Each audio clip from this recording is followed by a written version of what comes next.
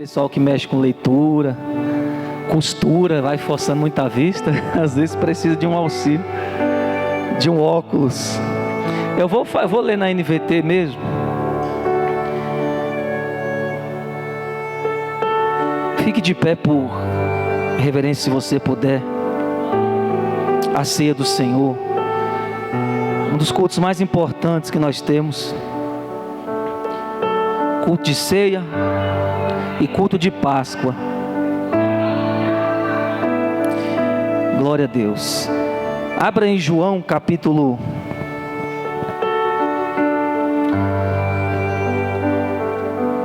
de número 6, versículo 35.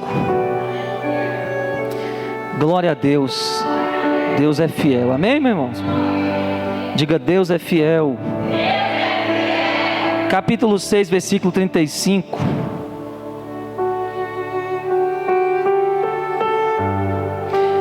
Diz assim: Jesus respondeu: eu sou o pão da vida.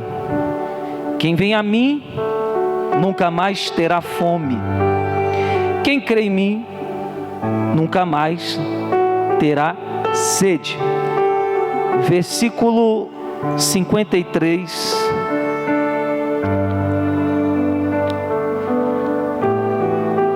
Eita glória. E no dia que eu pego essa bendita Bíblia, eu esqueço o óculos. Já vi pregador pior, já vi pregador pregando com uma biblinha desse tamanho aqui. Ah, tá. Então só quem acende pode apagar aqui, para mim até melhor para eu ler a luz do altar. A Laís está aí. Ou a Valquíria, por favor. 53. Então Jesus disse novamente: eu lhes digo a verdade, se vocês não comerem a carne do Filho do Homem e não beberem o seu sangue, não terão a vida em si mesmos. Vamos ler do 53 ao 56. Agora o 54, obrigado. Mas quem come minha carne e bebe o meu sangue terá a vida, e eu ressuscitarei no último dia.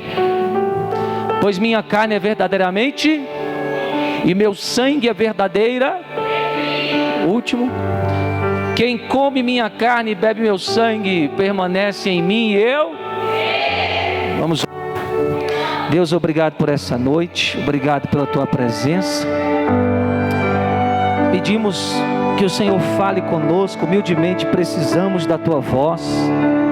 Precisamos da tua presença, da sua graça, da sua bondade.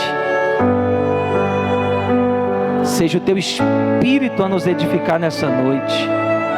Porque com alegria, Senhor, nós estamos aqui ansiosos para participar desse memorial, dessa mesa, que nos lembra o que o Senhor fez por nós, o que ninguém poderia fazer por nós. Aqueles que são batizados no Espírito Santo nesse momento, falem em línguas, se edifique no seu espírito. Rabai Ketu Araséria. Porque é através do nosso espírito que nos comunicamos com Deus. E que você possa glorificar o Senhor e se assentar aplaudindo a Ele, porque Ele merece, Ele é bom e Ele reina. Amém? Eu vou desligar aqui. É amado, nossa, chato. Amém. Só baixinho mais no fundo. Irmãos, o Evangelho de João é um evangelho singular. Ele vai contar, ou vai trazer registros que não estão nos outros 3 evangelhos.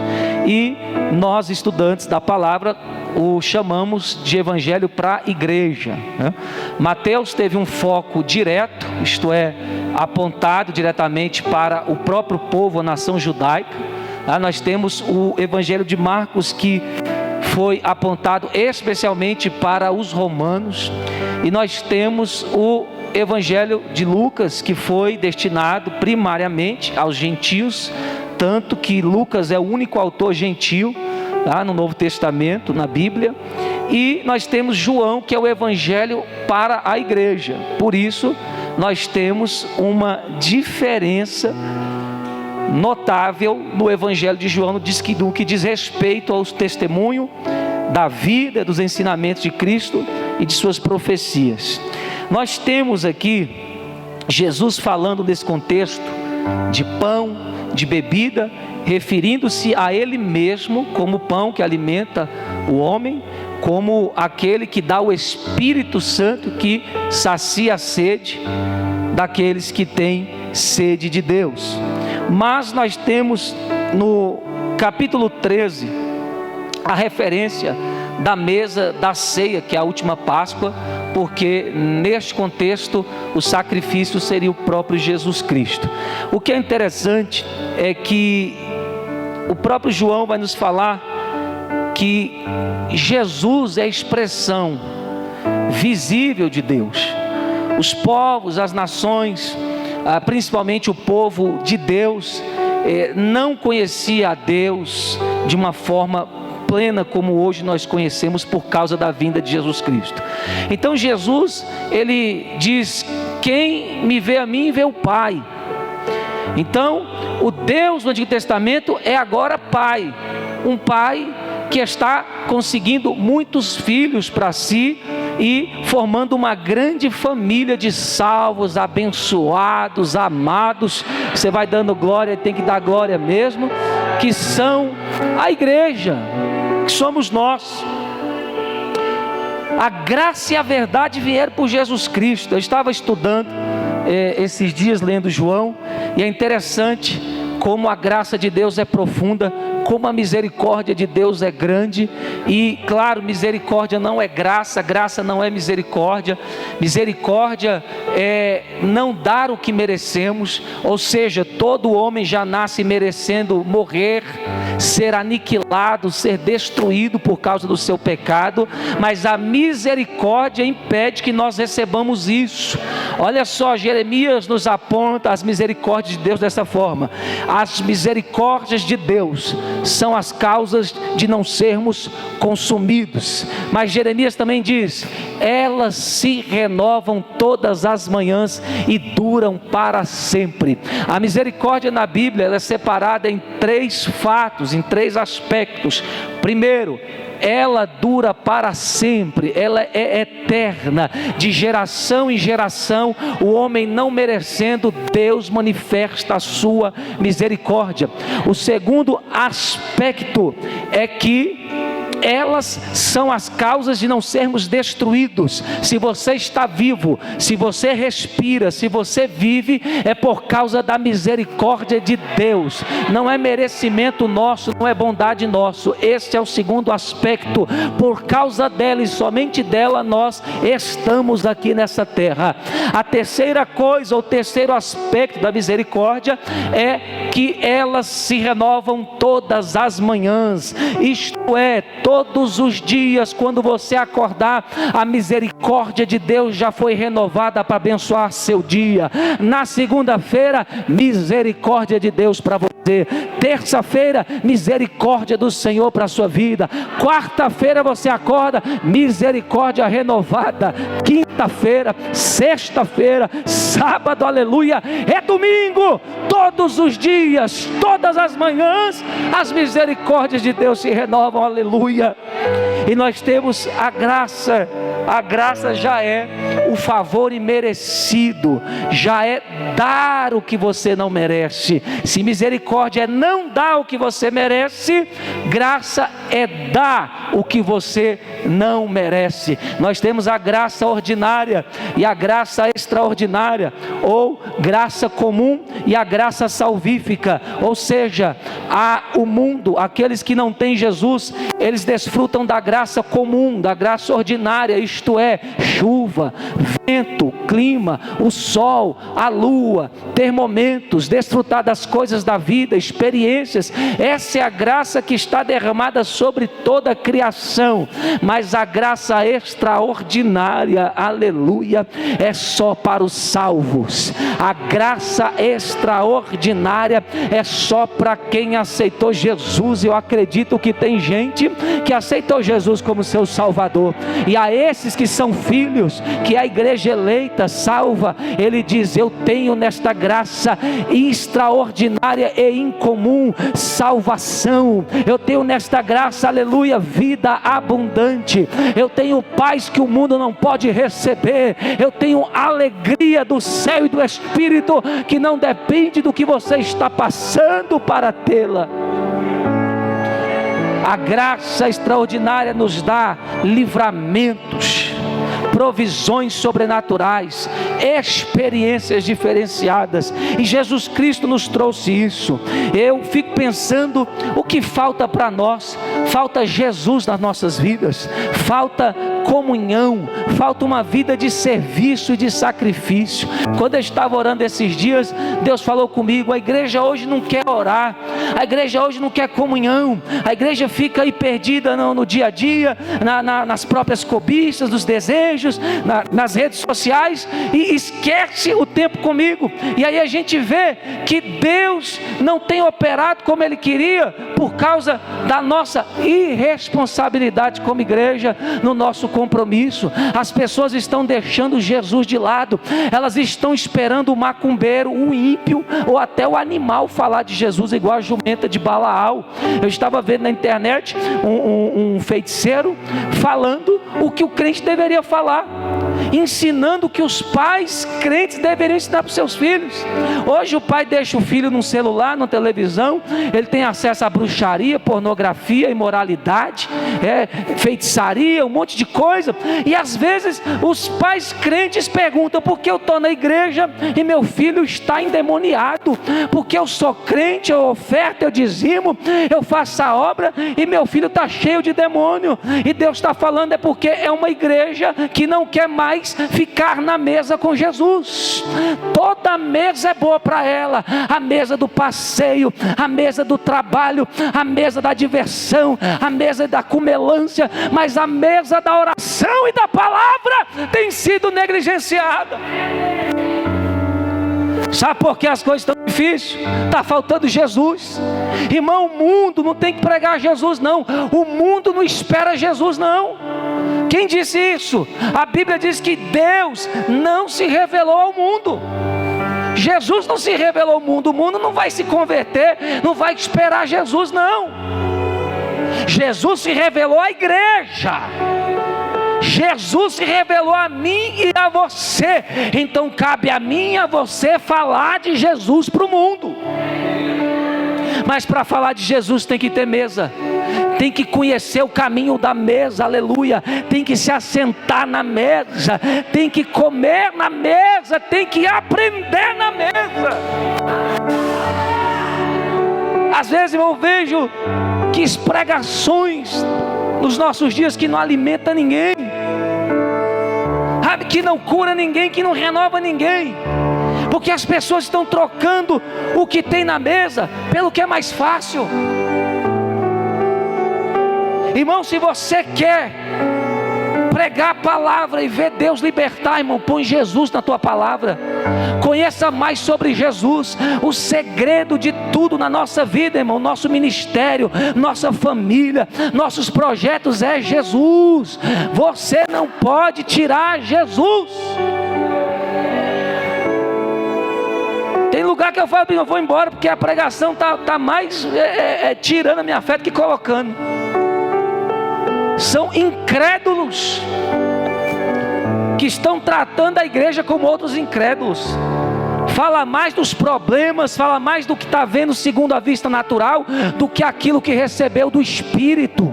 Só pode mudar a situação da sua vida ou de alguém aquele que tem comunhão com Jesus e recebe o poder do Espírito. Está faltando crente, pregadores, obreiros, cristãos mais cheios do Espírito Santo nos nossos dias. Quem está embaixo, irmão, não quer orar mais, não quer buscar mais. E como é que nós vamos mover o céu se a gente não buscar? Porque Deus falou: vocês vão me buscar e vão me achar quando buscarem de todo o coração. Eu dei aula aqui, o aulão sobre adoração e louvor, terça-feira aqui, maravilhoso, glória a Deus. Eu falei: o louvor O louvor ele pode vir fruto da alma, mas a adoração é fruto do Espírito. Ou seja, eu posso louvar na carne, eu posso louvar roubando, eu posso louvar mentindo, eu posso louvar sem amor de Deus no coração, mas a adoração não. A adoração é no Espírito, só se adora em Espírito e em verdade. Jesus não está procurando louvadores. A palavra louvar significa barulho.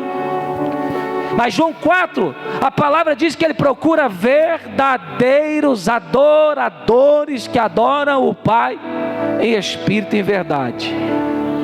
A igreja está entrando na idolatria igual os mundanos. Para ficar alegre, deixa eu aqui assistir uma maratona de série. Para ficar legal, deixa eu usar aqui um pozinho mágico. Eu estou estressado, eu vou extravasar, eu vou para a festa. Irmão, isso é idolatria. Quando você se converte, você tem que entender que na mesa de Cristo tem tudo que você precisa. Está triste? Cristo supre a tua tristeza. Está estressado? Cristo tira o estresse. Está preocupado? Cristo resolve a preocupação. Quer se divertir? Vai para a presença de Deus que Ele te alegra. Aleluia. Quando buscamos outras coisas para satisfazer nosso coração, isso é idolatria. Sabendo nós que tudo que nós precisamos está em Cristo, está na mesa.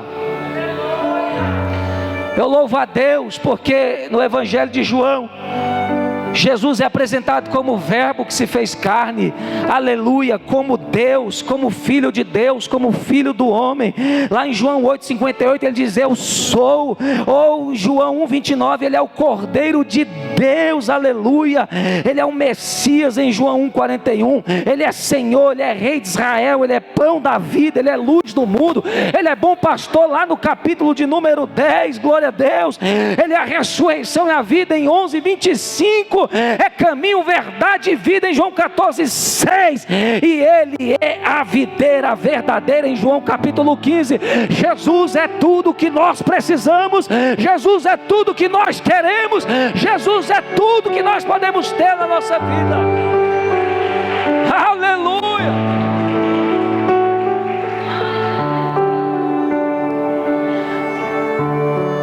Sem mesa, irmão, isso aqui é só entretenimento barato, vazio. A Europa está morta hoje, porque trocou a mesa por modernidade, por entretenimento. A mesa é insubstituível. E por que eu estou falando isso? Porque eu estou falando de 3 coisas que a mesa representa na nossa vida prática: comunhão com Cristo, sacrifício, serviço e amor. Isto é a ceia. Isto é a mesa. Uma vida de comunhão com Cristo, de sacrifício, serviço e altar. Se isso não existe na nossa vida, então não estamos na mesa. E o Espírito Santo está convidando a igreja a voltar para a mesa. O Espírito Santo está convidando a igreja a voltar a ter prazer e sentar na mesa com o Mestre. Aleluia. Olha só que interessante. No que diz respeito à comunhão com Cristo, nós lemos aqui, versículo 35 do capítulo 6. Eu sou o pão da vida. Quem come minha carne e bebe o meu sangue permanece em mim, eu nele. Sabe por que as pessoas não permanecem? Porque não estão em Cristo na mesa, não estão se alimentando de Jesus. Deixa eu te falar, tudo que você ouve, tudo que você lê, é o que você se alimenta. Então quanto mais você está exposto longe da mesa, sabe lá o que você está comendo. Mas quanto mais na mesa você come o verdadeiro pão, a verdadeira comida que alimenta a alma, que sacia o nosso ser. É pessoa que tocou um dia hoje bem, amanhã cadê ele? Sumiu, falta de pão na mesa. É gente que pega trabalho para começar e deixa mal terminado, falta de pão na mesa. Gente que hoje está cheio do Espírito Santo, amanhã está fraco, desanimado, falta de alimento na mesa, está morrendo de inanição. Mas Deus está dizendo: eu já ofereci o pão, quem quiser que coma, quem quiser que beba, já foi dado na cruz. Nós temos pão, nós temos alimento verdadeiro. Vá comer desse pão, vá examinar as Escrituras. Um evangelista de uma igreja norte-americana, de umas décadas atrás, estava escrevendo no seu livro por que as igrejas não estavam crescendo. E ele era enviado, a sua denominação tinha igrejas em várias partes dos Estados Unidos, e ele era enviado em missões. Às vezes ele pregava, às vezes ele era enviado para dar estudo bíblico, e às vezes era enviado para fazer cruzadas e congressos.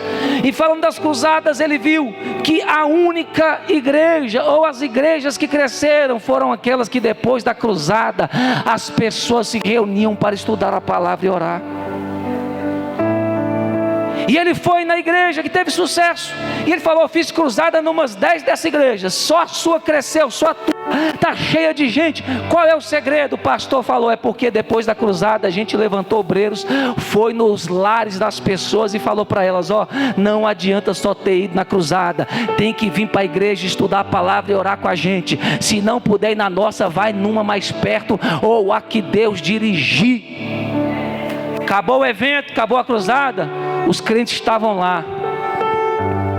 Passou a festa, os crentes estavam orando, estudando a palavra, louvando e adorando junto. Agora tem lugar, irmãos, que a gente faz a festa, quando acaba a festa o povo está pior do que antes da festa. Às vezes eu falo: se eu pudesse, então não fazia festa. Por quê, irmãos? Porque as pessoas têm que comer na mesa para permanecer. Ele falou: vocês têm que permanecer em mim. João 15 diz: se vocês não permanecerem em mim, nada vocês podem fazer. Os dons não estão sendo derramados porque não estão permanecendo nele. A vida espiritual não está sendo mudada porque não permanece nele. A promessa não está se realizando porque não permanece nele. Tudo que não estiver acontecendo dentro do que é nosso na Bíblia é porque estamos desligados da videira. E Deus está falando: não seja um crente de aparência, tenha uma vida ligada à videira. Muito fácil, irmão, vim para a igreja. Eu vou para a igreja, eu oro, eu canto lá no domingo. Isso é fácil, irmão. Não, eu oro quinta-feira aqui na oração, eu estou aqui, irmão. Isso tem que ser feito todo dia. Todo dia, orar, adorar, comer Bíblia é todo dia.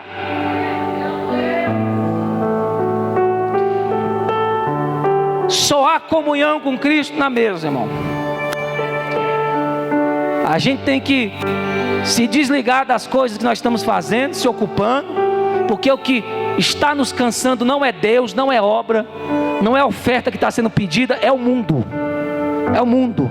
Você vai: mas está pesado, está cansado. Não é obra que cansou, não é porque ficou aqui até 11 horas sexta-feira que te cansou. É peso do mundo e é distância de Cristo que está deixando a sua caminhada pesada. Porque se você andar na mesa com Cristo, irmão, o fardo dele é leve e o jugo é suave.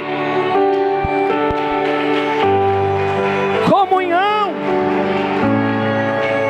relacionamento. A igreja tem que orar, irmãos. Esse negócio de eu só vou na igreja, não, irmão, vá orar. A igreja anda de joelhos. Spurgeon disse que assim como nós precisamos do ar para respirar, a igreja não respira sem oração. Dostoiévski, filósofo, escritor clássico russo, que escreveu dentre os livros famosos Crime e Castigo, ao perceber que 90% dos seus amigos ricos da aristocracia se mataram, se suicidaram, ele não era crente, mas ele escreveu: há um vazio dentro do homem do tamanho de Deus. Não adianta ter nome de crente, ou você coloca Deus nesse buraco, ou você vai andar vazio, evangélico e tudo. Comunhão é inegociável. crescimento espiritual, nós temos a infância, a meninice e a maturidade. O crente menino, ele tem que ter alguém maduro perto dele, para falar: vamos orar, vamos buscar, porque senão ele morre, senão o lobo pega a ovelha e mata. O crente menino é aquele que não sabe discernir o que vem de Deus e o que vem do diabo. Tudo que ele ouve ele aceita, qualquer heresia, qualquer filosofia. Ele precisa de um mentor perto dele ensinando o caminho. E chega um tempo que ele tem que ser desmamado, porque é crescimento, é natural. Na vida você cresce querendo ou não, mas no mundo espiritual tem que escolher crescer. E para crescer tem que ter comunhão com a palavra e coração. E aí quando Deus força um crescimento, alguns não querem crescer, querem ficar na mamadeira o resto da vida. Eu só vou para a igreja se fulano me buscar. Eu só vou para a igreja se ligar para mim. Eu só vou para a igreja se isso, aquilo, outro. Eu não vou para a igreja porque o pastor é assim, o pastor é assado, meu irmão.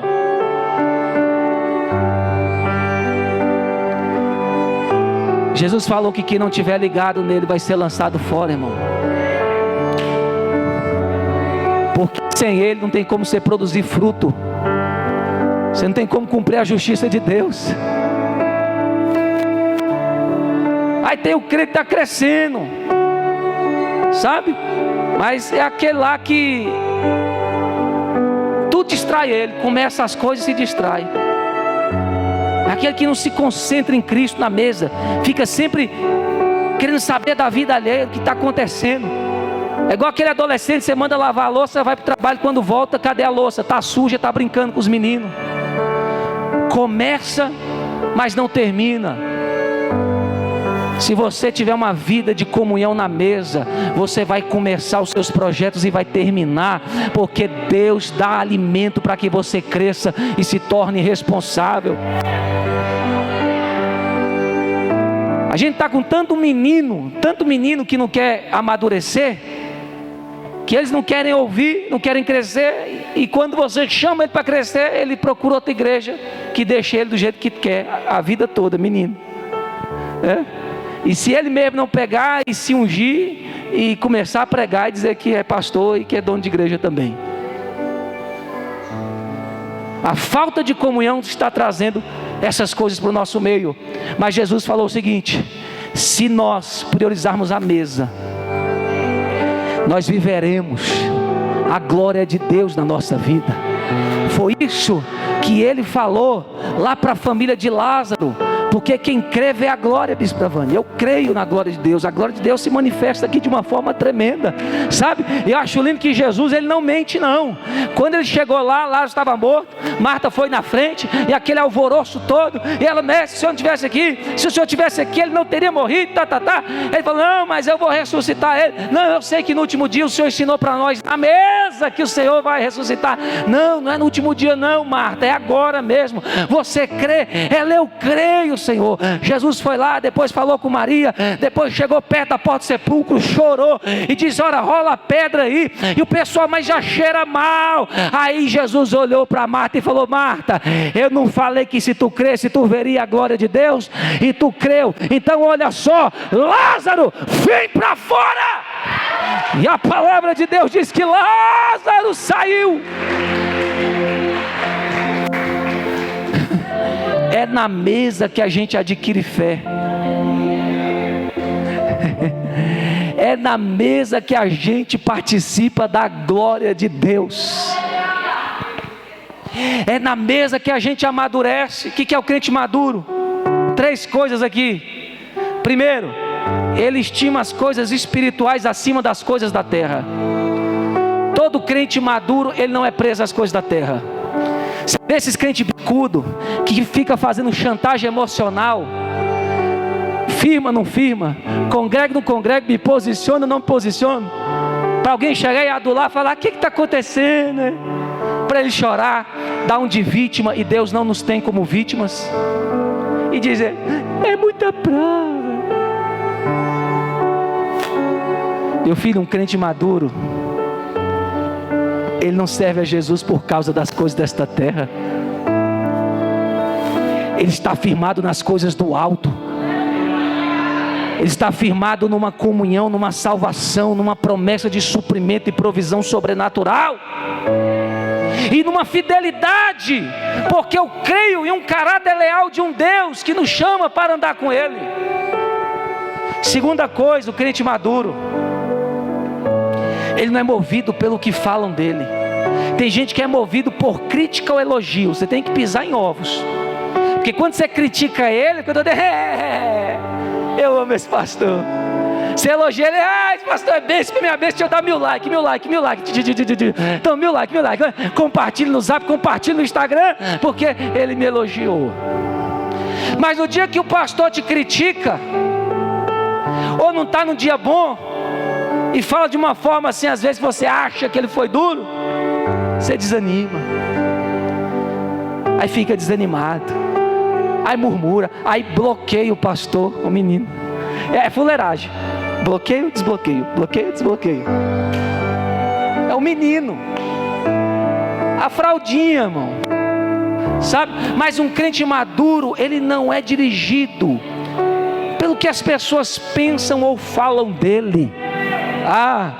Seja para bem, seja para mal.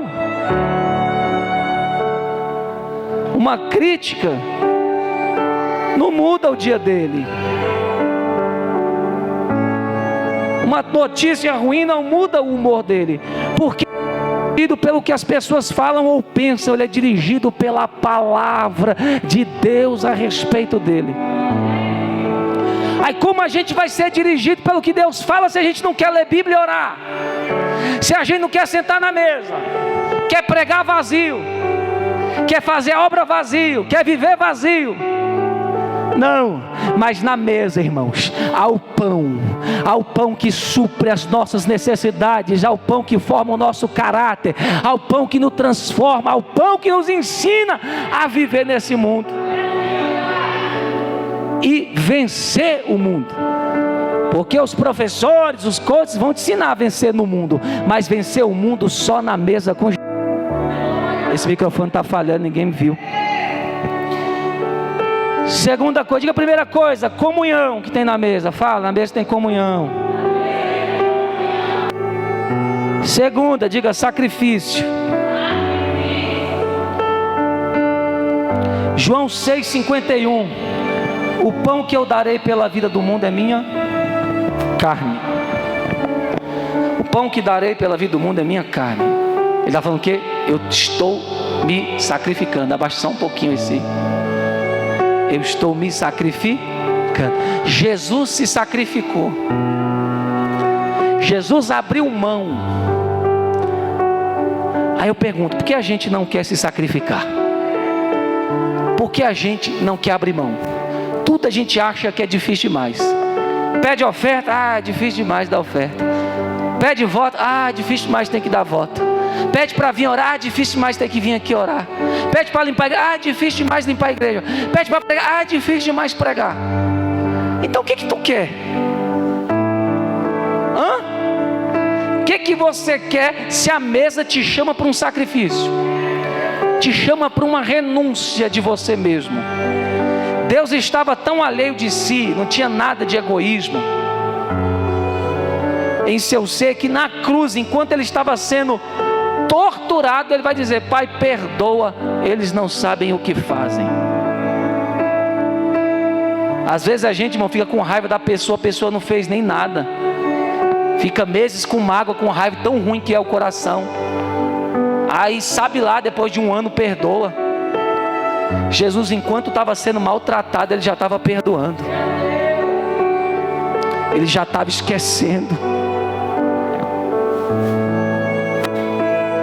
A mesa nos chama para o sacrifício, porque muitos hoje não querem sentar na mesa, não querem sacrifício, não querem perder, não quer perder noite de sono, não quer chorar. Aí fica depois falando: ai meu Deus, olha lá fulano. Aí começam as comparações. Mas fulano tem uma prosperidade, tem uma coisa diferente na vida dele. Um dia pegaram a minha Bíblia e falaram assim: me dá dessa unção. Feito que a unção, eu dei a toalha. Vai chorar o tanto que eu choro para estar aqui. Quem sabe Deus te dê. Chorar ele não quer não. Mas a parte do momento bom ele quer. É espírito midianita na vida desse povo. Fala aí, repreendido está todo o espírito midianita. Sabe no que é não o espírito midianita? Vou falar. Eram os inimigos de Israel, que deixavam eles plantar, trabalhar. Eles não impediam não Israel de plantar não. Fala, deixa eles plantar. Quando chegava a colheita, eles apareciam. Tem midianita, você está aqui chorando, ele não chora junto não. Você está gemendo, é conta alta para pagar, ele nem pergunta se está precisando. Pergunta não, tá? Mas quando vem a honra de Deus, aparece na portazinha do nada, para querer comer daquilo que ele não plantou. E eu vim profetizar, a midianita não vai comer nada do que eu e você plantamos com comunhão e sacrifício na mesa. Em nome de Jesus, na mesa de Cristo, midianita não entra, recebe isso aí. Aquele pilantra que fica só querendo o teu mal, aí quando está na bênção, vem todo disfarçando, você vai identificar ele e vai dizer: Satanás, a mesa é perante você, mas não é com você. Aleluia. Pregar essas coisas dá polêmica hoje, que não pode falar nada, que o pessoal é dodói. Me chamou de midianita. Às vezes a gente está pior, irmão, que midianita. Estou falando, quem está pregando é os mundanos. São os desviados. A igreja não quer comunhão mais. Ainda reclama. Pensa num povo que murmura, irmão. Rapaz, lugar de murmurador é ser sepultado no deserto, irmão. Crente tem que dar glória. Crente foi chamado para já glorificar e exaltar o nome do Senhor. Aleluia. Pois é, essa mesa tem comunhão, tem pão, mas tem sacrifício. Quem quer se sacrificar dessa mesa? Dá um glória a Deus para saber que você ama Jesus. Terceira coisa que tem na mesa: serviço e amor. Em João 13, versículos 4 e 5, Jesus lava os pés dos discípulos. E ele vai dizer assim: eu vos dei o exemplo. Eu vos dei o exemplo. Sabe o que é ser crente, irmão? Não é botar uma roupa bonita, vir para o culto. Ser crente é entender: Jesus deu o exemplo. Jesus deu o exemplo. Jesus deu o exemplo. Eu vou fazer algo aonde eu encontro uma referência. Jesus me deu o exemplo. Eu estou pensando em algo, esse pensamento é de Deus. Jesus deu o exemplo. Como é que eu trato meu marido, minha esposa, minha família? Jesus deu o exemplo. Como é que eu falo com as pessoas? Como é que eu me relaciono com as pessoas? Jesus deu o exemplo. Como é que eu dirijo meu ministério? Jesus deu o exemplo. Como é que eu avanço com Deus? Jesus deu o exemplo.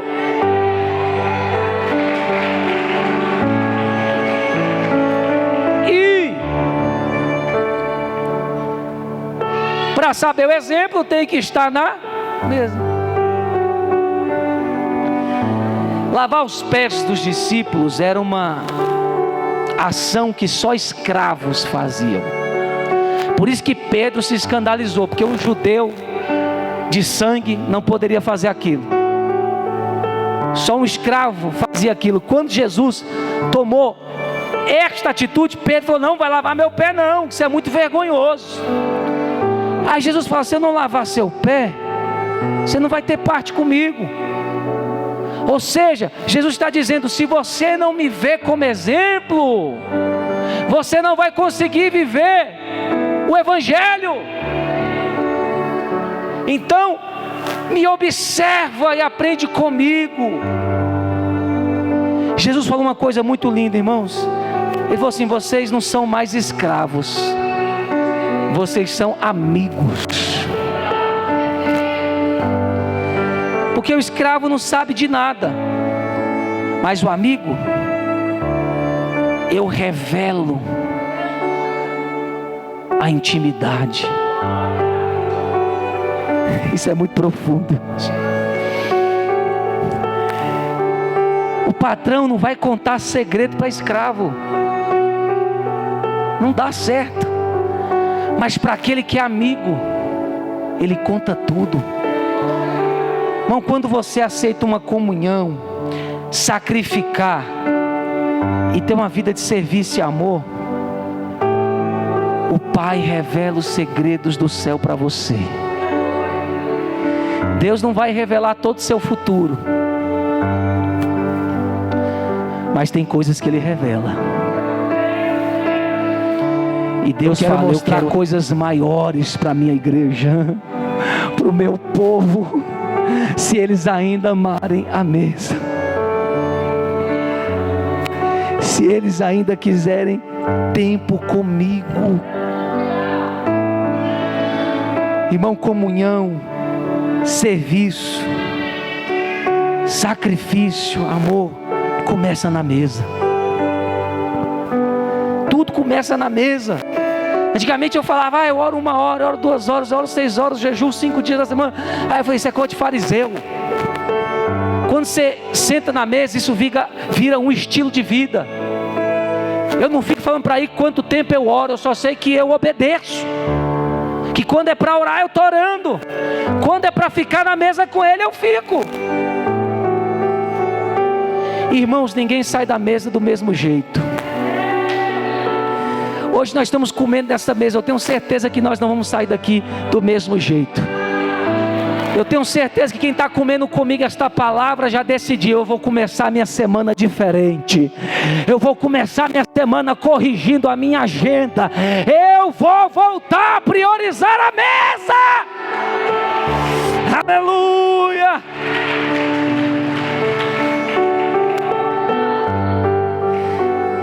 Jesus ensina humildade, lavando os pés, amor. Como é que você conhece o crente? Pelo tanto de conhecimento que ele tem, de tanto de dons espirituais, aonde ele é usado? Não. Jesus falou: você conhece um crente se ele amar. Nisto conhecereis se sois meus discípulos, se amardes. Conhece não? Uns aos outros. É possível ter dom espiritual e realizar obras sem amor. É possível. Mas quando você tem um caráter de cristão,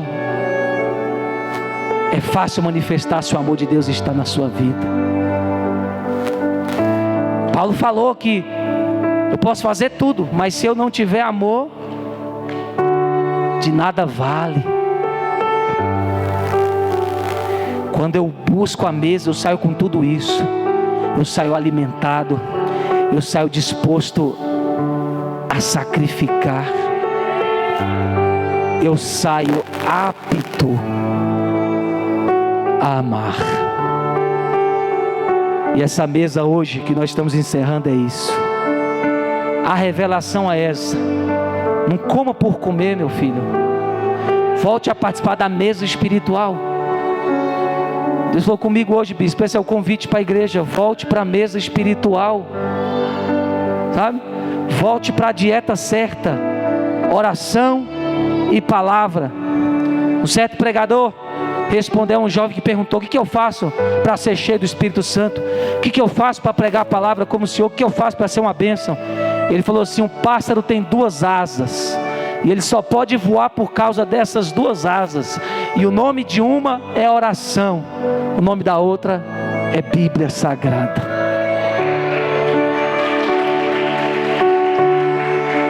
Na mesa a gente anda em oração e meditação da palavra. Você que é crente, você que é novo, você que está vindo agora para a igreja, pratica o evangelho rápido antes que o diabo roube a semente, antes que a vide fique estéril.